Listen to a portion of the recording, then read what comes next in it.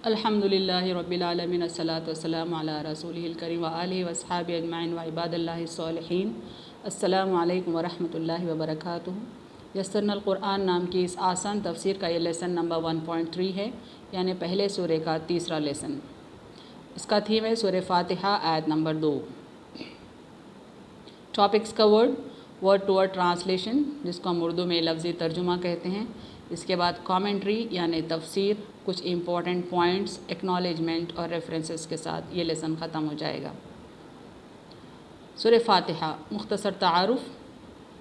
ये सूरा कुरान करीम का इफ्तिताहिया और दीबाचा है। यानी जैसा हर बुक के शुरू में फॉरवर्ड होता है, प्रीफेस होता है, उस तरह से कुरान के शुरू में अल्लाह ताला ने सूरे फातिहा रखा है। सूरे फातिहा कुरान की बिगिनिंग है। पुरानी सूरतों के नाम रसूल करीम सल्लल्लाहु अलैहि वसल्लम ने बहुक्म खुदा मुतय्यन फरमाए हैं। यानी जितने भी कुरान में सूरे हैं उन तमाम के नाम अल्लाह के हुक्म से हमारे नबी अकरम सल्लल्लाहु अलैहि वसल्लम ने फ़िक्स किए हैं, मुकर्रर किए हैं। इससे बात वाज़ेह होती है कि कुरान ओहद रिसालत में ही किताबी शक्ल में मुदव्वन हो चुका था, जिसका इफ्तिताहिया सूरे फातिहा था। यानी आप सल्लल्लाहु अलैहि वसल्लम ने जैसे जैसे आप पर वही नाजिल होती गई, आपने उसको डिक्टेट करा दिया और सहाबा कराम ने उसको नोट कर लिया। ये मुदव्वन होना, कुरान का कंपाइलेशन आप सल्लल्लाहु अलैहि वसल्लम की ज़िंदगी ही में मुकम्मल हो चुका था और इसका प्रीफेस सूरे फातिहा था। रसूलुल्लाह सल्लल्लाहु अलैहि वसल्लम सूरे हम्द की इब्तिदा बिस्मिल्लाह से करते थे। सूरे फातिहा तेदाद आयात। सूरे हिज्र में अल्लाह ताला का इरशाद है, वलक़द आतैना का सबअम मिनल मसानी वल क़ुरआन अल अज़ीम। यह है सूरे हिज्र की आयत नंबर 87। और हमने आपको बार बार दोहराई जाने वाली 7 आयात और अज़ीम कुरान अता किया है। यानी इस वर्ष से, इस आयत से पता चल रहा है कि अल्लाह ताला यहाँ पर सूरे फातिहा की 7 आयतों का ज़िक्र कर रहा है। सबा मसानी से मुराद बिल इत्तिफ़ाक़ सूरे फातिहा है। सबा यानी 7, मसानी यानी रिपीटेड, क्योंकि यह हर नमाज में हर रकात में पढ़ी जाती है, इसलिए इसको कुरान में सबा मसानी कहा गया है। सूरे फातिहा तेदाद आयत की तफसील मज़ीद देखते हैं। तकरीबन तमाम मुफस्सिरीन का इत्तिफ़ाक़ है कि सूरे फातिहा 7 आयत पर मुश्तमिल है, लेकिन इस बात में इख्तिलाफ़ है कि बिस्मिल्लाहिर्रहमानिर्रहीम सूरे फातिहा का जुज़ है या नहीं। बिस्मिल्लाह को सूरे का जुज़ समझने वालों के नज़दीक सिरातल लज़ीना से आखिर तक एक आयत शुमार होती है, और जो लोग इसे जुज़ नहीं समझते वो गैरिल मग़ज़ूबि अलैहिम को एक अलग आयत क़रार देते हैं। यानी जैसा सूरे हिज्र की अभी हमने आयत देखी, ये तो डिटर्मिंड है, डेफिनेट है, वेरी क्लियर है कि सूरे फातिहा में 7 आयतें हैं। लेकिन मुफस्सिरीन में इस बात का इख्तिलाफ़ है कि क्या ये 7 आयतों में बिस्मिल्लाहिर्रहमानिर्रहीम भी शामिल है या नहीं, क्योंकि अहादीस में कुछ थोड़ा सा इख्तिलाफ़ है, जिसके सबब से मुफस्सिरीन इस बात पे इख्तिलाफ़ करते हैं। चंद के नज़दीक बिस्मिल्लाहिर्रहमानिर्रहीम सूरे फातिहा की पहली आयत है, लेकिन जो लोग बिस्मिल्लाह को पहली आयत नहीं समझते, उनके नज़दीक जैसा हमने आपको बताया गैरिल मग़ज़ूबि अलैहिम से एक अलग आयत वो काउंट करते हैं। अल्लाह के रसूल सल्लल्लाहु अलैहि वसल्लम ने सूरे के मुख्तलिफ़ नाम रखे। सूरे फातिहा के कई मुख्तलिफ़ नाम हैं, यहाँ देखते हैं हम। पहला नाम है अल फातिहा, माने है रहमत और हिकमत के ख़जाने खोलने वाली। यानी अल्लाह की ये रहमत है जो हम पर उतर रही है सूरे फातिहा की शक्ल में। फातिहतुल किताब माने होते कुरान हकीम की सरबस्ता राज़ों की खिलीद यानी की, सरबस्ता राज़ों की यानी कुरान के जितने सीक्रेट्स है उसकी कुंजी सूरे फातिहा को कहा गया। तीसरा नाम है उम्मुल कुरान, हक़ाइक़ कुरान का माख़ज़ व मंबा, यानी जितने भी कुरानिक फ़ैक्ट्स है, कुरान से रिलेटेड फ़ैक्ट्स हैं, उन तमाम फ़ैक्ट्स का सोर्स कुरान करीम का ये सूरा है, इसीलिए उसको उम्मुल कुरान यानी कुरान की माँ कहा गया। फोर्थ नेम है अस्सबाल मसानी, जैसा हम अभी आपको बताएं, इसके माने बार बार दोहराई जाने वाली 7 आयतें। 5वां नाम है अशिफ़ा, यानी जिस्मानी और रूहानी बीमारियों का इलाज भी इसके अंदर मौजूद है। आखिरी नाम है क़ुरआन अल अज़ीम, कुरान का सबसे अज़ीम सूरा। सूरे फातिहा मक्के में नाजिल भी और इसमें 7 आयतें हैं। यहाँ से हम इसका लफ्ज़ी तर्जुमा और तफसीर देखने जाते हैं। अऊज़ु बिल्लाहि मिनश शैतानिर रजीम, बिस्मिल्लाहिर रहमानिर रहीम। अल्हम्दुलिल्लाहि रब्बिल आलमीन। इसके लफ्ज़ी तर्जुमा इसका तर्जुमा इस तरह से है, अल्हम्दु, ये कॉम्बिनेशन है अल और हमदुन का। अल के माने जैसा आपको बताया गया, ये इंग्लिश में द के इक्विवेलेंट होता है, द आर्टिकल के इक्विवेलेंट होता है, और किसी मखसूस चीज़ की तरफ इशारा करने के लिए भी इस्तेमाल होता है, या किसी चीज़ में कंप्लीटनेस, उसकी तकमील की तरफ इशारा करने के लिए भी इस्तेमाल होता है। यहाँ पे नेक्स्ट वर्ड है हमदुन। कंप्लीट हमद के को बताने के लिए लफ्ज़ अल लगाया गया। हमदुन के माने है प्रेज़। अल्हम्दुन जब कंबाइन पढ़ते हैं अल्हम्दु हो जाता है, इसके माने होते हैं तमाम तारीफ़, द प्रेज़। हमदुन का लफ्ज़ी तर्जुमा हम आगे देख रहे हैं। इसका रूट वर्ड है हा मीम दाल से, माने होते हैं तारीफ़, मदह, शुक्र, यानी तारीफ़ करने के भी माने में आता है, शुक्र करना, थैंक्स करने के भी मानों में ये लफ्ज़ आता है। नेक्स्ट वर्ड है लिल्लाही, ये भी कॉम्बिनेशन है दो वर्ड्स का, लाम ज़ेर ली और अल्लाहु। लाम ज़ेर ली के माने है टू, के लिए। अब अल्लाहु को मिलाकर जब हम पढ़ते हैं तो अल्लाह का पेश जो है वो ज़ेर में गिर जाता है और ये हो जाता है लिल्लाही, और इसके माने होते हैं अल्लाह के लिए, बी टू अल्लाह। आगे ला ज़ेर ली के माने तफसील से बताए गए हैं। इसके माने होते हैं वास्ते, के लिए, ये भी हर्फ जर है। हर्फ जर जैसा आपको बताया गया पिछले लेसन्स में, जिस नाउन से भी पहले आता है उसके पेश को या ज़बर को ज़ेर में तब्दील कर देता है, यानी आखिरी अल्फ़ाबेट वाली हरकत को ज़ेर में बदल देता है। अब अल्हम्दुलिल्लाह को कंबाइन किया गया नीचे, तो हो रहा है अल्हम्दुलिल्लाही, माने होते तमाम तारीफ़ अल्लाह के लिए है। इंग्लिश में पढ़ेंगे the praise be to Allah, और the all the praise be to Allah. रब के लफ्ज़ी माने, ये रूट वर्ड रखता है रॉ बा, माने होते हैं किसी शय को तदरीजन यानी स्टेज बाय स्टेज या आहिस्ता आहिस्ता यानी ग्रेजुअली मर्तबा कमाल की तरफ ले जाने वाला, यानी किसी भी शय या किसी शख्सियत को स्टेज बाय स्टेज या ग्रेजुअली उसके एक्सेलेंस तक पहुंचाने वाला रब कहलाता है। यह है इसके लफ्ज़ी माने। रब इस मालिक को कहते हैं जिसके हाथ में हर काम की तदबीर हो। ये रब के माने क्या है? वो जो हर काम को प्लान कर सकता है, एग्जीक्यूट कर सकता है। आगे और माने आते हैं पालने वाला, परवरिश करने वाला, परवरदिगार, तरबियत करने वाला। इंग्लिश में कहेंगे the cherisher, the sustainer, the lord. अब आगे नेक्स्ट वर्ड देखते हैं अल आलमीन। कॉम्बिनेशन है अल और आलमीन का।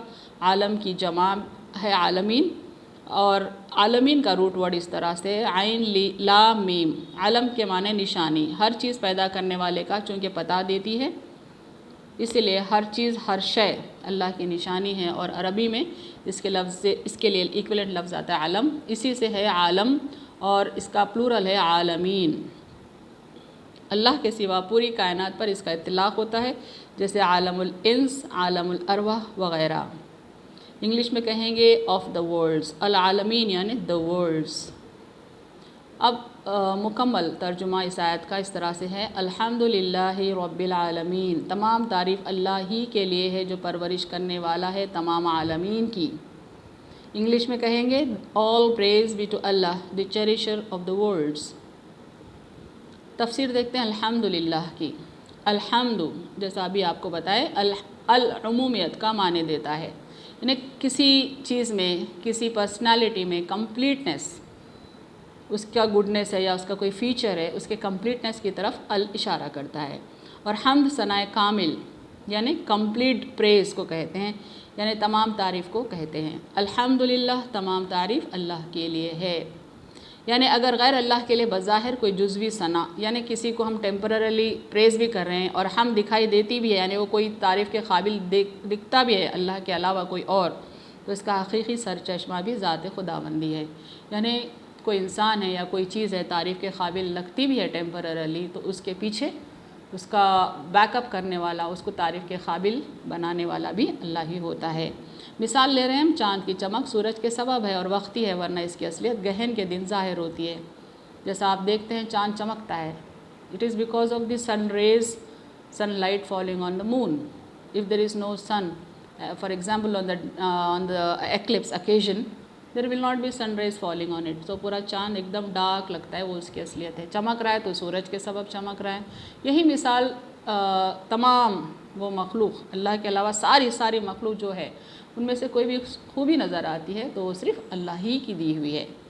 اللہ تعالیٰ تمام حمد کے لائق ہے، لائق اس لیے ہے چونکہ قال ربنا الذی اعطى كل شيء خلقه ثم هدى، سورہ طٰہٰ آیت نمبر 50 ہے یہ۔ ہمارا رب وہ ہے جس نے ہر چیز کو اس کی خلقت بخشی پھر ہدایت دی۔ کیوں اللہ تعالیٰ کو یہاں پہ تعریف کے قابل کہا جا رہا؟ کیونکہ ہر چیز کو تخلیق کرنے والا اللہ ہی ہے، اس کو گائیڈ کرنے والا، اس کو رہنمائی کرنے والا، اس کو ایکسلنس تک پہنچانے والا اللہ ہی ہے، اسی لیے وہ تعریف کے قابل ہے۔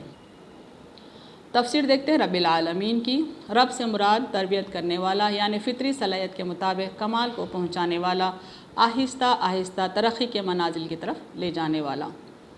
رب کے معنی یہاں پہ بتائے گئے، یعنی گریجولی ہم کو ہماری ذات کو ایکسیلنس کی طرف لے جانے والا رب کہلاتا ہے۔ وہ حمد کے قابل ہے اس لیے چونکہ وہ ضعف و ناتوانی سے، جہالت و بے بسی سے کمال تک پہنچاتا ہے، یعنی وہ حمد کے قابل ہے، تعریف کے قابل ہے۔ اول تو اس نے ہم کو پیدا کیا اور ہماری رہنمائی بھی وہ کرتا ہے، اور پھر ہم جتنے کمزور تھے پیدا ہونے کے وقت وہ ہم کو طاقت دیتا ہے، قوت دیتا ہے، کئی صلاحیتوں سے ہم کو نوازتا ہے، جہالت اور بے بسی سے نکال کر ہم کو علم اور ہدایت کی روشنی بخشتا ہے۔ بہرحال وہ ہم کو کس کمال تک پہنچاتا ہے۔ جب لفظ رب کو لامتناہی وقت اور تمام مخلوق کے لیے استعمال کیا جائے تو اس کا اطلاق صرف اللہ تعالیٰ پر ہی ہوتا ہے۔ ویسے تو رب کے معنی ہم دوسرے بھی لے سکتے ہیں، لیکن جب ہم ساری مخلوق کے رب کی بات کرتے ہیں اور انفائنائٹ جو نعمتیں انسان کو دی گئی اس سلسلے میں لفظ رب کا استعمال ہوتا ہے تو وہ صرف اور صرف اللہ ہی کی ذات کے لیے ہوتا ہے۔ جیسے ہم بتایا گیا سورہ انعام آیت نمبر 164 میں، قُلْ أَغَيْرَ اللَّهِ أَبْغِي رَبًّا وَهُوَ رَبُّ كُلِّ شَيْءٍ، کہہ دیجئے کیا میں کسی غیر اللہ کو اپنا معبود بناؤں حالانکہ اللہ ہر چیز کا رب ہے۔ انسانی تکمیل و ارتقاء چاہے وہ جسمانی ہو، ذہنی ہو یا روحانی ہو، اس کا مربی خدا ہے اور حقیقی مالک بھی وہی ہے، اس لیے لفظ رب آیا ہے۔ لفظ رب کی مزید تشریح ہو رہی ہے یہاں پہ، یعنی انسانی تکمیل، completeness of our civil, growth of our civil ہونے کا ہے، ہماری ارتقاء یعنی ہماری گروتھ، ہمارا پروگریس اگر ہونے کا ہے، چاہے وہ جسمانی ہو، ذہنی ہو یا روحانی ہو، یعنی not only the growth of our soul, not only the progress of our spirituality, جسمانی گروتھ ہو یا مینٹل گروتھ ہو یا اسپریچول گروتھ ہو، ان ساروں کی گروتھ کا رب، ان کو کاز کرنے والا، اس کو گرو کرنے والا صرف اللہ ہے، اللہ کی ذات ہے، اور حقیقی مالک بھی وہی ہے، اس لیے لفظ رب یہاں اس آیت میں استعمال ہوا ہے۔ وہ صرف انسان کا رب نہیں ہے بلکہ سارے عالمین کا رب ہے، جیسا آپ کو بتایا گیا کہ انسان ہی کا رب نہیں ہے، سارے عالمین کا رب ہے، چاہے وہ جنات کا عالم ہو، فرشتوں کا ہو، جانوروں کا ہو، پرندوں کا ہو یا پودوں کا ہو، تمام کی دیکھ بھال اور پرورش وہی کرتا ہے۔ لفظ رب کو مقام دعا میں بہت زیادہ اہمیت حاصل ہے۔ ہم قرآن میں دیکھتے ہیں کہ انبیاء کرام کی زبان سے ادا ہونے والے جو دعائیں ہیں اس میں انہوں نے اللہ تعالیٰ کو نام رب سے ہی پکارا ہے۔ تمام پیغمبران اسلام کا یہ عمل رہا ہے کہ انہوں نے اپنی دعا کی ابتدا لفظ رب سے کی اور اللہ کو ہمیشہ اسی نام سے پکارا ہے۔ سورہ بقرہ آیت نمبر 201 میں دیکھتے ہیں، ربنا آتنا فی الدنیا حسنۃ وفی الآخرۃ حسنۃ وقنا عذاب النار، اے ہمارے پروردگار ہم کو دنیا میں بھی بہتری عنایت کیجیے اور آخرت میں بھی بہتری دیجیے اور ہم کو عذاب دوزخ سے بچائیے۔ چند اور دعائیں ہم دیکھتے ہیں قرآن کی روشنی میں، یہ ہے سورہ اعراف آیت نمبر 23، ربنا ظلمنا انفسنا وان لم تغفر لنا وترحمنا لنکونن من الخاسرین، اے ہمارے رب ہم نے اپنا بڑا نقصان کیا اور اگر آپ ہماری مغفرت نہ کریں گے اور ہم پر رحم نہ کریں گے تو واقعی ہمارا بڑا نقصان ہو جائے گا۔ سورہ بقرہ آیت نمبر 250 میں یہ دعا ہے، ربنا افرغ علینا صبرا وثبت اقدامنا وانصرنا علی القوم الکافرین، یعنی اے ہمارے پروردگار ہم پر استقلال یعنی غیب سے نازل فرمائیے اور ہمارے قدم جمائے رکھیے اور ہم کو اس کافر قوم پر غالب کیجیے۔ اور مزید دعائیں دیکھتے ہیں، ایک ہے سورہ فرقان آیت نمبر 74 میں، ربنا هب لنا من ازواجنا وذریاتنا قرۃ اعین وجعلنا للمتقین اماما، اے ہمارے پروردگار ہم کو ہماری بیویوں اور ہماری اولاد کی طرف سے آنکھوں کی ٹھنڈک یعنی راحت عطا فرما اور ہم کو متقیوں کا امام بنا دے۔ یہ دعا ہے سورہ آل عمران کی آیت نمبر 8۔ ربنا لا تزغ قلوبنا بعد إذ هديتنا وهب لنا من لدنك رحمة إنك أنت الوهاب۔ اے ہمارے پروردگار، ہمارے دلوں کو کش نہ کیجیے بعد اس کے کہ آپ ہم کو ہدایت کر چکے ہیں، اور ہم کو اپنے پاس سے رحمت خاصہ عطا فرمائیے، بلا شبہ آپ بڑے عطا فرمانے والے ہیں۔ اس طرح ہم دیکھتے ہیں قرآن میں کئی اور بھی دعائیں ہیں جو لفظ رب یعنی اللہ کے اس پرٹیکولر نام سے شروع ہوتی ہیں۔ کچھ امپورٹنٹ پوائنٹس یہاں دیکھیں گے جو ہم نے اس لیسن میں پڑھے ہیں۔ ہر حمد و ثنا کا لوٹنا اللہ تعالیٰ ہی کی طرف ہے، یعنی ٹیمپررلی تو ہم کسی کی تعریف بھی کرتے ہیں تو دراصل اس کے پیچھے بیک اپ صرف اور صرف اللہ ہی کا ہوتا ہے، لہٰذا ساری تعریف اللہ ہی کی طرف ڈائریکٹ ہوتی ہے، اسی کی طرف پلٹتی ہے۔ تمام کائنات کا رب یعنی ہر ارتقاء کا سرچشمہ اللہ ہی ہے۔ رب کی ربوبیت کا رشتہ کائنات کی ہر شے سے ہے، یعنی ہمارا جیسا وہ رب ہے، کائنات کی ہر شے کا وہی رب ہے۔ بندگی کا تقاضا یہ ہے کہ بندے اپنے رب کی تعریف کریں، تربیت کر کے بندوں کو ان کی حقیقی منزل کی طرف رہنمائی صرف رب ہی کر سکتا ہے۔ تربیت کا دائرہ نہایت وسیع ہے اور تمام عالمین کو اپنے دائرے میں لیتا ہے۔ یعنی اللہ تعالیٰ جو تربیت فرما رہے ہیں صرف انسان کی نہیں بلکہ اپنی ساری مخلوق کی تربیت اور رہنمائی اللہ تعالیٰ ہی کرتے ہیں۔